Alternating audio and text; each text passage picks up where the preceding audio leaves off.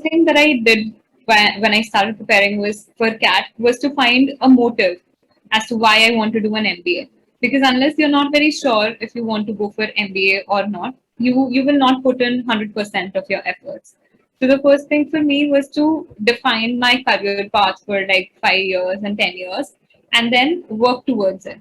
So what I did was I started reading articles on sites like Aeon, Smithsonian Magazine, or Economist. So these are usually the sites from where you actually get CAT passages.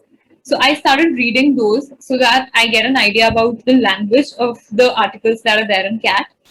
And when I used to read an article, I used to make sure that after reading an article, I write the summary of it, I write the central idea of it, and I write what was the author trying to communicate, what was the tone that was used. Because those were the sort of questions that we could see in CAT 2019. All these were critical reasoning questions.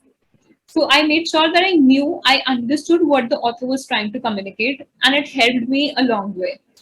Apart from that, I also bought some GMAT material because I realized that the material that I had did not focus too much on the critical reasoning part.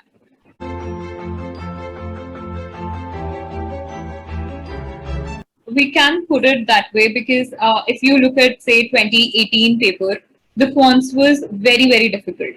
So solving a lesser number of questions could fetch you a higher percentile. Exactly what happened with LRDI last year. Solving a bare minimum of 8 questions could fetch you 90 plus percentile. So, level of difficulty for quants going down is obviously a boon for non-commerce, non-engineer people because we are not. I being a commerce graduate, I faced the difficulty in solving 2018 paper, but for 2019 and 2020, quants was a breeze for me. And English, of course, English people say is a pain point for engineers, but I think with the pattern changing and moving towards critical reasoning, not everybody is used to critical reasoning type of questions and answers. So the starting point is more or less similar for everybody when it comes to strengthening, weakening questions, etc. If you look at the last couple of years, CAT 2019 and CAT 2020, you'll see a change in the pattern of questions that CAT is giving you. So if you look at 2017 or 2018 paper, you'll essentially find reading comprehension questions that you used to find in school. What is this? What do you mean by this? What did this do? And all that stuff. But if you look at 2019 and 2020, you are going to find questions like which of the following statement can strengthen the central idea of the author? That is critical reasoning. So, unless you are not aware of the central idea and what the author is trying to communicate, you will not be able to figure out the statement which is strengthening the idea that the author is trying to communicate. So, that is where GMAT books helped me because it gave me an idea about all these strengthening and weakening and assumptions and whatever other different patterns or the different variations in the questions that you find in critical reasoning. And it helped me in VA because I used to read, I used to understand the sentence structure when I was going through the GMAT books because when you download the GMAT book or if you buy it, you will also find a section on sentence structure, etc. So I went through those chapters, and it helped me figure out that there are some words that go in a certain order. For example, but also.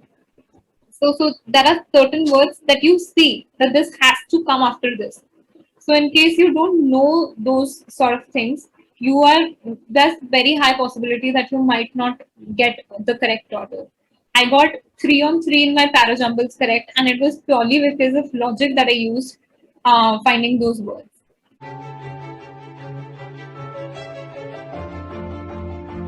The coachings are too expensive, so not everybody can afford it. I still remember when I started preparing for CAT, a girl came to me and she's like, "You're preparing for CAT, can you please guide me?" She's from my college, I did not know her. And I told her, and then she talked to me about the fees and everything. And she was like, "Oh, the fees is so high, I cannot afford to do it." I was like, "No, no, loans are available." And then she's like, "No, even then I cannot do it." And that's when it struck me that yes, it's actually expensive and not everybody can afford it, but probably everybody needs it because it as I said, it's becoming very, very essential for people to have a postgraduate degree for progressing in career. So hats off to EduShastra for doing it.